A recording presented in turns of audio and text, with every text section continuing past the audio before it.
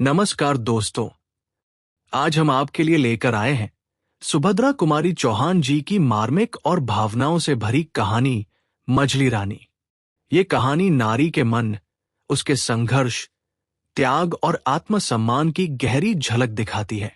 रिश्तों की जटिलताओं और समाज की सोच के बीच एक स्त्री कैसे अपने अस्तित्व को समझती है, यही इस कहानी का सार है। आइए इस संवेदनशील और सोचने पर मजबूर कर देने वाली कहानी की दुनिया में प्रवेश करते हैं। वे मैंने कौन थे, मैं क्या बताऊं। वैसे देखा जाए तो वे मेरे कोई भी ना होते थे। होते भी तो कैसे। मैं ब्राह्मण, वे क्षत्रिय, मैं स्त्री, वे पुरुष। फिर न तो रिश्तेदार हो सकते थे और न मित्र। ये क्या कह डाला मैंने। मित्र, भला किसी स्त्री का कोई पुरुष भी मित्र हो सकता है, और यदि हो भी तो क्या इसे समाज बर्दाश्त करेगा। यहां तो किसी पुरुष का किसी स्त्री से मिलना जुलना या किसी प्रकार का व्यवहार रखना भी पाप है। और यदि कोई स्त्री किसी पुरुष से किसी प्रकार का व्यवहार रखती है, प्रेम से बातचीत करती है, तो वह स्त्री भ्रष्टा है, चरित्रहीना है। नहीं तो पर पुरुष से मिलने जुलने का और मतलब ही क्या हो सकता है। खैर, न तो मुझे समाज से कुछ लेना देना है, न समाज से कुछ सरोकार। समाज ने तो मुझे दूध की मक्खी की तरह निकालकर दूर फेंक दिया है। फिर मैं ही क्यों समाज की परवाह करूं। मेरे माता पिता साधारण स्थिति के आदमी थे। परिवार में माता पिता के अतिरिक्त मुझसे बड़े मेरे 3 भाई और थे। मैं सबसे छोटी थी। छोटी होने के कारण घर में मेरा लालन पालन बड़े लाड प्यार में हुआ था। मेरे 2 भाई बनारस हिंदू यूनिवर्सिटी में पढ़ते थे और दोनों से छोटा राजन मैट्रिक में पढ़ रहा था। मेरे पिताजी संस्कृत के पूरे पंडित थे और पुरानी रूढ़ियों के कट्टर पक्षपाती। यहां तक कि वे मेरा विवाह 9 साल की ही उम्र में करके गौरीदान के अक्षय पुण्य के भागी बनना चाहते थे। कई लोगों के और विशेषकर मेरे भाइयों के विरोध के कारण ही वे ऐसा न कर सके थे। जब मैं 5वीं अंग्रेजी में पढ़ रही थी और मेरी आयु 14 साल के लगभग थी, तब सेरे माता पिता को मेरे विवाह की चिंता हुई। वे योग्य वर की खोज में थे ही कि संयोग से ललितपुर के तालुकेदार राजा राममोहन हमारे कस्बे में शिकार खेलने के लिए आए।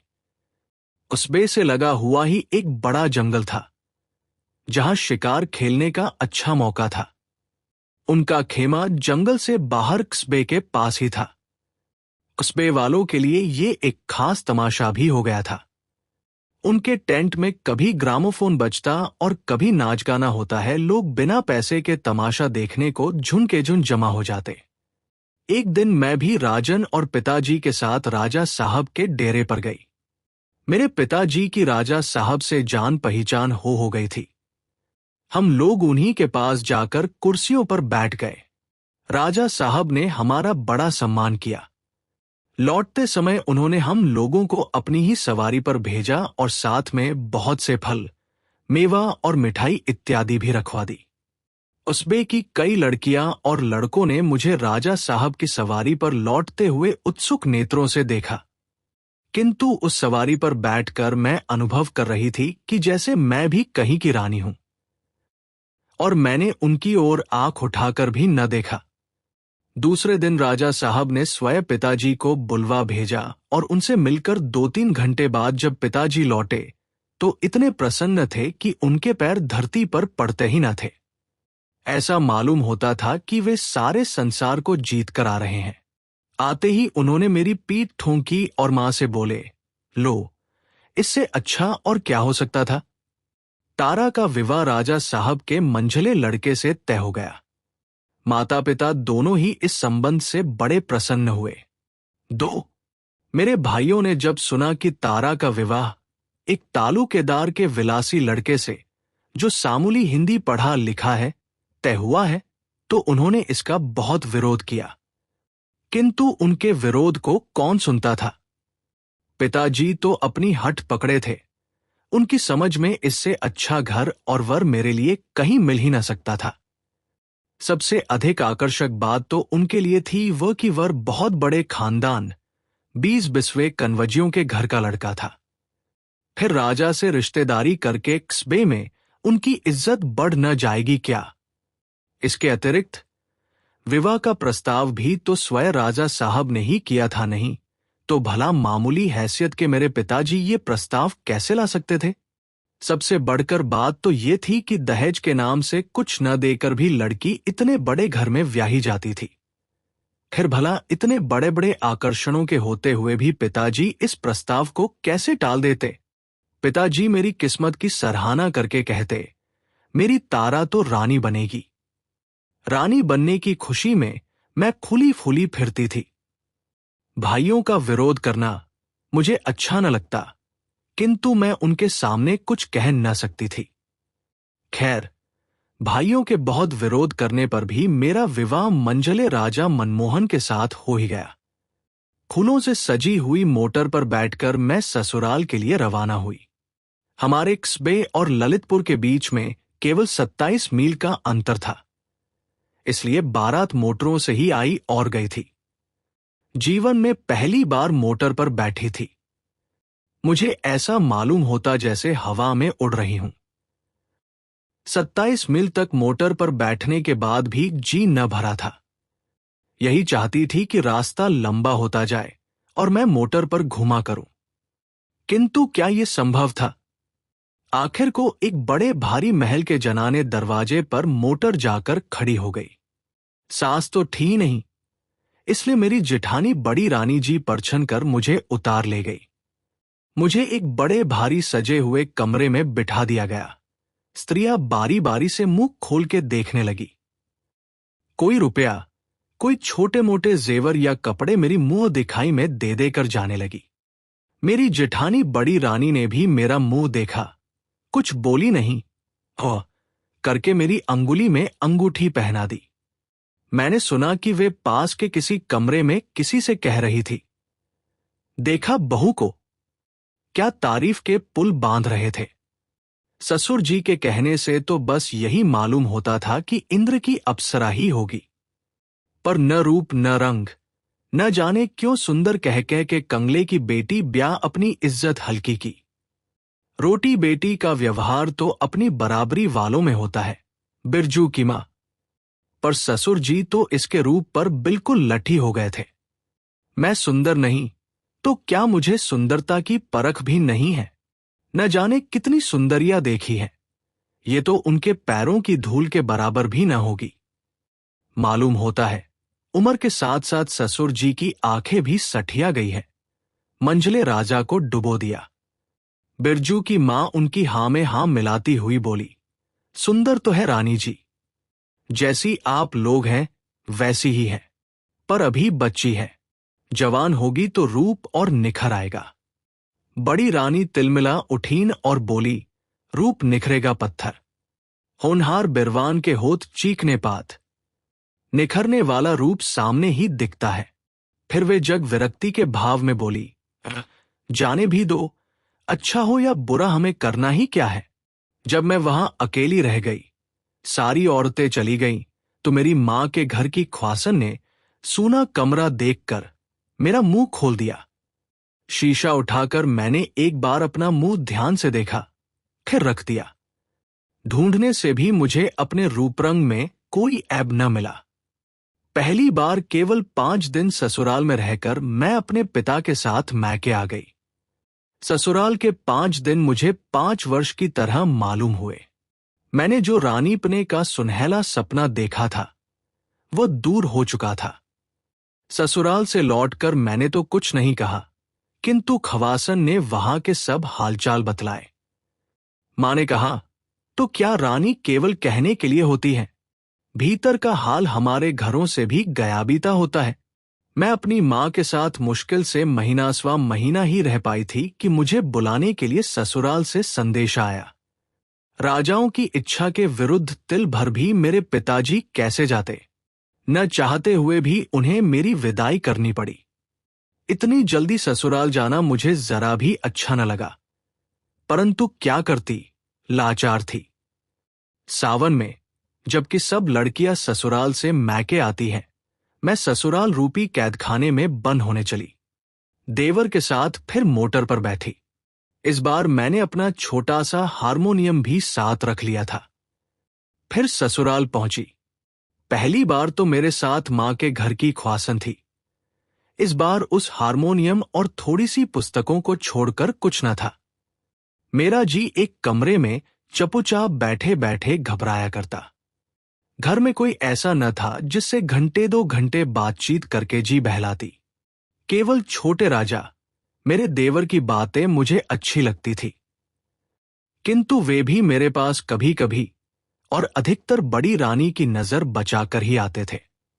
मैं सारे दिन पुस्तकें पढ़ा करती, पर पुस्तकें थी कितनी, 8-10 बार पढ़ गई।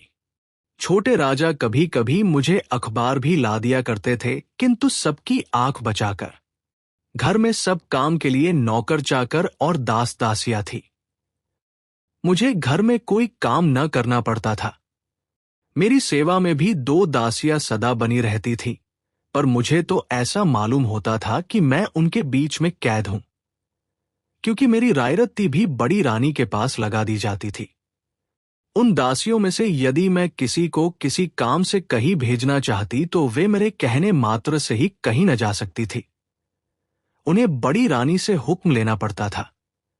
यदि उधर से स्वीकृति मिल जाती तो मेरा काम होता, अन्यथा नहीं। इसी प्रकार हर माह मुझे खजाने से हाथ खर्च के लिए 150 रुपए मिलते थे, किंतु क्या मजाल कि उनमें एक पाई भी महाराजा से पूछे बिना खर्च कर दूं।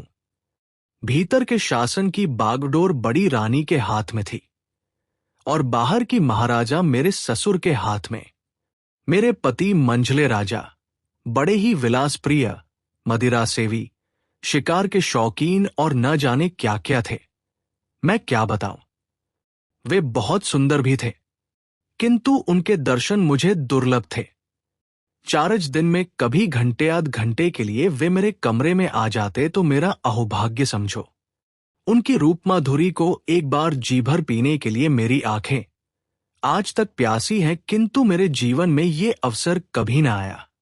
इस दिखावटी वैभव के अंदर मैं किसी प्रकार अपने जीवन को घसीटे जा रही थी। इसी समय मेरे अंधकारपूर्ण जीवन में प्रकाश की एक सुनहली किरण का आगमन हुआ। छोटे राजा की उम्र 17-18 साल की थी। वे बड़े नेक और होनहार युवक थे। घर में पढ़ने लिखने का शौक केवल उन्हीं को था। छोटे राजा मैट्रिक की तैयारी कर रहे थे और एक मास्टर बाबू उन्हें पढ़ाया करते थे। घर में आने जाने की उन्हें पूर्ण स्वतंत्रता थी। घर में स्त्रियों की आवश्यक वस्तुएं बाहर से मंगवा देना भी मास्टर बाबू के ही जिम्मे था, इसलिए वे घर में सबसे ज्यादा परिचित थे। विवाह के बाद से ही बड़ी रानी मुझसे नाराज थी। उन्हें मेरी चाल ढाल, रहन सहन जरा भी न सुहाती। वे हर बात में मेरे ऐब निकालने की फिराक में रहती। तिल का ताड़ बनाकर मेरी जरा सी बात को वे परिचित या अपरिचित जो कोई आता उससे कहती। शायद वे मेरी सुंदरता को मेरे ऐबों से ढक देना चाहती थी। यही बात उन्होंने मास्टर बाबू के साथ भी की। वे तो घर में रोज ही आते थे और रोज उनसे मेरी शिकायत होने लगी, किंतु इसका असर उल्टा ही हुआ। मैंने देखा, तिरस्कार की जगह मास्टर बाबू का व्यवहार मेरे प्रति अधिक मधुर और आदरपूर्ण होने लगा। छोटे राजा को मेरा गाना बहुत अच्छा लगता। वे बहुधा मुझसे गाने के लिए आग्रह करते। मुझे तो अब गाने बजाने की ओर कोई विशेष रुचि रह नहीं गई थी, किंतु छोटे राजा के आग्रह से मैं अब भी कभी कभी गा दिया करती थी। एक दिन की बात है, जाड़े के दिन थे, किंतु आकाश बादलों से ढका था। मैं अपने कमरे में बैठी एक मासिक पत्रिका के पन्ने उलट रही थी। इतने में छोटे राजा आए और मुझसे बोले, मजली भाभी कुछ गाकर सुनाओ। मैंने बहुत टालमटोल की, किंतु छोटे राजा न माने और उन्होंने बाजा उठाकर सामने रख ही दिया। मैंने हारमोनियम पर गीत गोविंद का ये पद छेड़ा, विहरत हरिरे सरस बसंते, नृत्यति युवती जनेन सम सखी विरही जनस्य दुरंते, ललित लवंग लता परिशीलन कोमल मलय समीरे, मधुकर निकर करम्बित कोकिल कुजत कुंज कुटीरे। मास्टर बाबू भी न जाने कैसे और कहां से आए और पीछे चुपचाप खड़े हो गए। छोटे राजा की मुस्कुराहट से मैं भाग गई। पीछे फिरकर जो उन्हें देखा तो हारमोनियम सरका कर मैं चुपचाप बैठ गई। वे भी हंसकर वहीं बैठ गए। बोले, मझली रानी, आप इतना अच्छा गा सकती हैं, मैंने आज ही जाना। छोटे राजा अच्छा न गाती होती तो क्या मैं मूर्ख था जो इनके गाने के पीछे अपना समय नष्ट करता। इधर ये बातें हो ही रही थीं कि दूसरी तरफ से पैर पटकती हुई बड़ी रानी कमरे में आई। क्रोध से बोली, ये घर तो अब भले आदमी का घर कहने लायक रह ही नहीं गया है। लाज शर्म तो सब जैसे धो के पी लो हो। बाप रे बाप, हद हो गई। जैसे हल्के घर की है वैसी ही हल्की बातें यहां भी करती है। पास पड़ोस वाले सुनते होंगे तो क्या कहते होंगे? यही ना कि मंझले राजा की रानी रंडियों की तरह गा रही है। बाबा, इस कुल में तो ऐसा कभी नहीं हुआ। कुल को तो न लजवाओ देवी। बाप के घर जाना तो भीतर क्या चाहे सड़क पर गाती फिरना, किंतु यहां ये सब न होने पावेगा। तुम्हें क्या, घर के भीतर बैठी बैठी चाहे जो कुछ करो, वहां आदमियों की तो नाक कटती है। एक सांस में इतनी सब बातें कह के बड़ी रानी चली गई। मैंने सोचा, शराब पीकर रंडियों की बाह में बाह डालकर टहलने में नाक नहीं कटती। गरीबों पर मनमाने जुल्म करने पर नाक नहीं कटती। नाक कटती है मेरे गाने से, सो अब मैं बाजे को कभी हाथ ही न लगूंगी। उस दिन से फिर मैंने बाजे को कभी नहीं छुआ और न छोटे राजा ने ही कभी मुझसे गाने का आग्रह किया। यदि वे आग्रह करते तब भी मुझ में बाजा छूने का साहस न था। इस घटना के कई दिन बाद एक दिन मास्टर बाबू छोटे राजा को पढ़ाकर ऊपर से नीचे उतर रहे थे और मैं नीचे से ऊपर जा रही थी। आखिरी सीढ़ी पर ही मेरी उनसे भेंट हो गई। वे ठिठक गए, बोले, कैसी हो मझली रानी? जीती हूं। खुश रहा करो, इस प्रकार रहने से आखिर कुछ लाभ। जी को कैसे समझाऊं मास्टर बाबू? अच्छी अच्छी पुस्तकें पढ़ा करो, उनसे अच्छा साथी संसार में तुम्हें कोई न मिलेगा। पर मैं अच्छी अच्छी पुस्तकें लाऊं कहां से? लाने का जिम्मा मेरा। यदि आप अच्छी पुस्तकें ला दिया करें तो इससे अच्छी और बात ही क्या हो सकती है? ये कौन बड़ी बात है मझली रानी। मेरे पास बहुत सी पुस्तकें रखी हैं, उनमें से कुछ मैं तुम्हें ला दूंगा। इस कृपा के लिए उन्हें धन्यवाद देती हुई मैं ऊपर चली और वे बाहर चले गए। मैंने ऊपर आंख उठाकर देखा तो बड़ी रानी खड़ी हुई तीव्र दृष्टि से मेरी ओर देख रही थी। मैं कुछ भी न बोलकर नीची निगाह किए हुए अपने कमरे में चली गई। 5 दूसरे दिन मास्टर बाबू समय से कुछ पहले ही आए। उनके हाथ में कुछ पुस्तकें थी। वे छोटे राजा के कमरे में न जाकर सीधे मेरे कमरे में आए और बाहर से ही आवाज दी, किंतु दोनों दासियों में से इस समय एक भी हाजिर न थी। इसलिए मैंने ही उनसे कहा, ये मास्टर बाबू। वे आकर बैठ गए। किताबों और लेखक के नाम बतलाकर वे मुझे किताबें देने लगे। ये महात्मा गांधी की आत्मकथा के दोनों भाग हैं। यह है बाबू प्रेमचंद्र जी की रंगभूमि, इसके भी 2 भाग हैं। ये मैथिली बाबू का साकेत और ये पंत जी का पल्लव। इसके अतिरिक्त और भी बहुत सी पुस्तकें हैं। इन्हें तुम पढ़ लोगी तब मैं तुम्हें और ला दूंगा। इसके बाद वे साकेत उठाकर उर्मिला से लक्ष्मण की विदा का जो सुंदर चित्र मैथिली बाबू ने अंकित किया है मुझे पढ़कर सुनाने लगे। इतने ही में मुझे वहां बड़ी रानी की झलक दीख पड़ी और उसके साथ मेरे कमरे के दोनों दरवाजे फटाफट बंद हो गए। मास्टर बाबू ने एक बार मेरी तरफ फिर दरवाजे की तरफ देखा। फिर वे बोले, भाई, ये दरवाजा किसने बंद कर दिया है? खोल दो। जब कोई भी उत्तर न मिला तो मुझे क्रोध आ गया। मैंने तीव्र स्वर में कहा, ये दरवाजा किसने बंद किया है? खोलो। क्या मालूम नहीं है कि हम लोग भीतर बैठे हैं? बड़ी रानी की कर्कश आवाज सुनाई दी, ठहरो, अभी खोल दिया जाएगा। तुम लोग भीतर हो यही दिखाने के लिए तो दरवाजा बंद किया गया है, पर देखने वाले भी तो जरा आ जाएं। ये नारकीय लीला अब ज्यादा दिन न चल सकेगी। नारकीय लीला। मेरा माथा ठनका। हे भगवान, क्या पुस्तक पढ़ना भी नारकीय लीला है? इस प्रकार लगभग 15 मिनट हम लोग बंद रहे। गुस्से में मास्टर बाबू का चेहरा लाल हो रहा था। उधर बाहर बड़े राजा, मंझले राजा और महाराजा जी की आवाज मुझे सुनाई दी और उसके साथ ही कमरे का दरवाजा खुल गया। बड़ी रानी बोले, मेरी बातों पर तो कोई विश्वास ही नहीं करता था। अब अपनी अपनी आंखों से देखो, आंखें धोखा तो नहीं खा रही हैं। आज तक मैंने मंझले राजा की विलासी मूर्ति देखी थी, आज मैंने उनका रुद्र रूप भी देखा।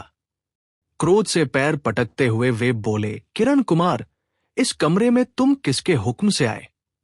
मास्टर बाबू भी उसी स्वर में बोले, मुझे किस कमरे में जाने का हुक्म नहीं है। बड़े राजा, मास्टर बाबू, अब यहां से चले जाओ, इसी में तुम्हारी कुशल है। वे, मुझे ऐसी कुशल नहीं चाहिए। मैं पापी नहीं हूं जो कायर की तरह भाग जाऊंगा। जाने से पहले मैं आपको बतला देना चाहता हूं कि मैं और मजली रानी दोनों ही पवित्र और निर्दोष हैं। ये हरकत ईर्ष्या और जलन के ही कारण की गई है। बड़ी रानी गरज उठी, उल्टा चोर कोतवाल को डांटे, चोरी की चोरी, उस पर भी सीना जोरी। मैं ईर्ष्या करूंगी तुमसे? तुम हो किस खेत की मृली? मैं तुम्हें समझती क्या हूं? तुम हो एक अदना से नौकर और ये है कल की छोकरी, सो भी किसी रईस के घर की नहीं। ईर्ष्या तो उससे की जाती है जो अपनी बराबरी का हो। फिर बड़े राजा की तरफ मुड़कर बोलिन, तुम इसे ठोकर मार के निकलवा क्यों नहीं देते? तुम्हारे सामने ही खड़ा खड़ा जबान लड़ा रहा है और तुम सुन रहे हो। पहले ही कहा था कि नौकर चाकर को ज्यादा मुंह न लगाया करो। महाराज बड़े गुस्से से बोल, किरण कुमार चले जाओ। इसी समय न जाने कहां से छोटे राजा आ पड़े और मास्टर बाबू को जबरदस्ती पकड़कर अपने साथ लिवा ले गए। वे चले गए। मुझ पर क्या बात होगी, कहने की आवश्यकता नहीं, समझ लेने की बात है। नतीजा सबका ये हुआ कि उसी दिन एक चिट्ठी के साथ सदा के लिए मैं विदा कर दी गई। एक इक्के पर बैठाल कर चपरासी मुझे मां के घर पहुंचाने गया। चिट्ठी मेरे पिताजी के नाम थी, जिसमें लिखा था कि आपकी पुत्री भ्रष्टा है, इसने हमारे कुल में दाफ लगा दिया है, इसके लिए अब हमारे घर में जगह नहीं है। बात की बात में सारे मोहल्ले भर में मेरे भ्रष्टाचरण की बात फैल गई, यहां तक कि मेरे पिता के घर पहुंचने से पहले ही यह बात पिताजी के घर तक भी पहुंच गई थी। 6 जब मैं पिताजी के घर पहुंची, शाम हो चुकी थी। इस बीच माता जी का देहांत हो चुका था। भाई भी तीनों कॉलेज में थे। घर पर मुझे केवल पिताजी मिले। उन्होंने मुझे अंदर न जाने दिया, बाहर दालान में ही बैठाला। चिट्ठी पढ़ने के बाद वे तड़प उठे, बोले, जब ये भ्रष्ट हो चुकी है तो इसे यहां क्यों लाए? रास्ते में कोई खाई खंदक न मिला जहां ढकेल देते, इसे मैं अपने घर रखूंगा, जाए कहीं भी मरे, मुझे क्या करना है? मैं पिताजी के पैरों पर लौट गई, रोती रोती बोली, पिताजी, मैं निर्दोष हूं। पिताजी 2 कदम पीछे हट गए और कड़क कर बोले, दूर रह चांडालिन, निर्दोष ही तू होती तो इतना ये बवंडर ही क्यों उठता? उन्हें क्या पागल कुत्ते ने काटा था जो बैठे बैठाए अपनी बदनामी करवाते? जा, जहां जगह मिले समा जा। मेरे घर में तेरे लिए जगह नहीं है। क्या करें, अंग्रेजी राज्य न होता तो बोटी बोटी काट के फेंक देता। इस होहल्ला में समाज के कई ऊंची नाक वाले अगुया और कई पास पड़ोस वाले भी जमा हो गए। सबने मेरे भ्रष्टाचरण की बात सुनी और घृणा से मुंह बिचकाया। एक बोला, नहीं भाई, अब तो ये घर में रखने लायक नहीं। जब ससुराल वालों ने ही निकाल दिया तो क्या पंडित राम भजन अपने घर रखकर जात में अपना हुक्का पानी बंद करवावेंगे? दूसरे ने पिताजी पर पानी चढ़ाया, अरे भाई, घर में रखे तो रखने दो, इनकी लड़की है। पर हम तो पंडित जी के दरवाजे पर पैर न देंगे। मैं फिर एक बार भीतर जाने के लिए दरवाजे की तरफ झुकी, किंतु पिताजी ने एक झटके के साथ मुझे दरवाजे से कई हाथ दूर फेंक दिया। कुल में दाव तो मैंने लगा ही दिया था। वे मुझे घर में रखकर क्या जात बाहर भी हो जाते। मैं दूर जा गिरी और गिरकर बेहोश हो गई। मुझे जब होश आया है, मेरे घर का दरवाजा बंद हो चुका था और मोहल्ले भर में सन्नाटा छाया था। केवल कभी कभी एक दो कुत्तों के भूखने का शब्द सुन पड़ता था। मैं उठी, बहुत कुछ सोचने के बाद स्टेशन की तरफ चली। एक कुत्ता भूख उठा जैसे कह रहा हो कि अब इस मोहल्ले में तुम्हारे लिए जगह नहीं है। जब मैं स्टेशन पहुंची, एक गाड़ी तैयार खड़ी थी।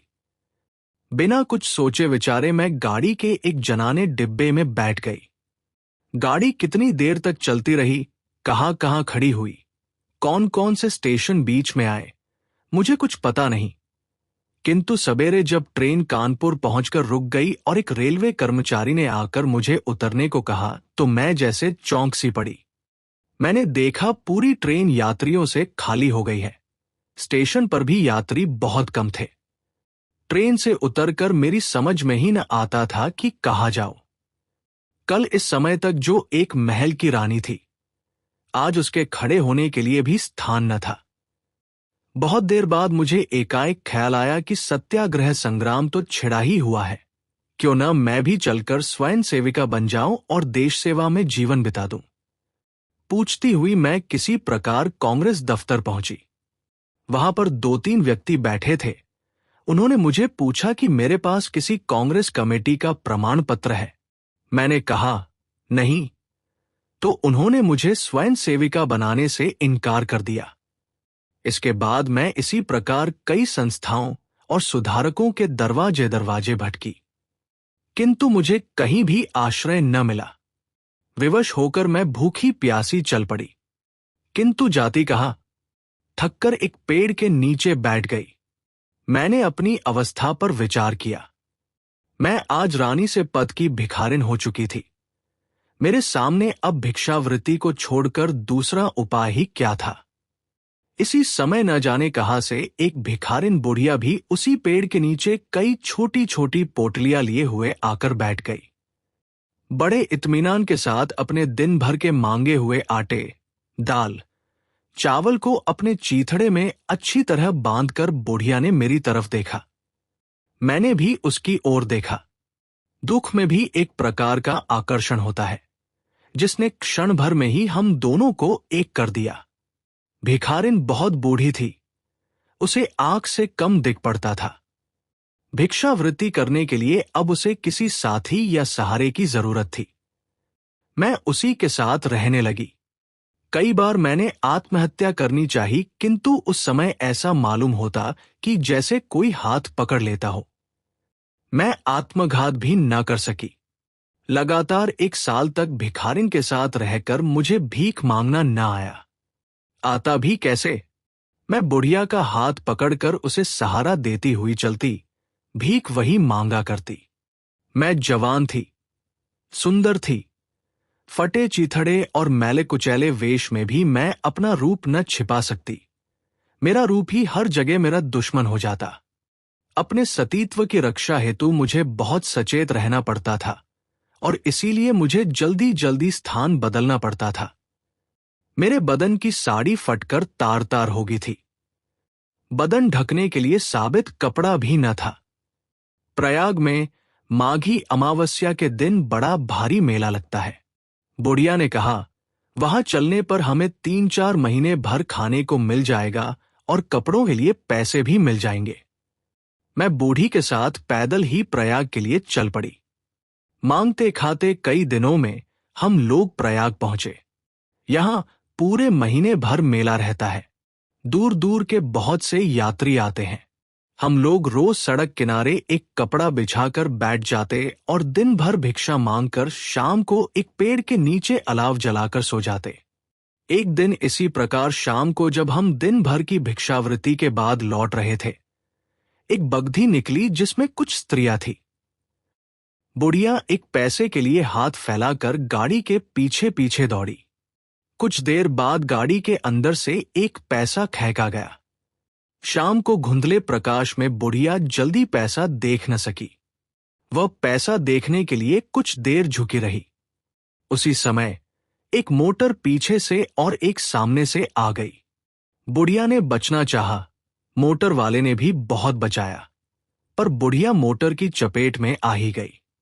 उसे गहरी चोट लगी और उसे बचाने की चेष्टा में मुझे भी काफी चोट आई। जिस मोटर की चपेट हम लोगों को लगी थी, उस मोटर वाले ने पीछे मुड़कर देखा भी नहीं, किंतु दूसरी मोटर वाले रुक गए। उसमें से 2 व्यक्ति उतरे।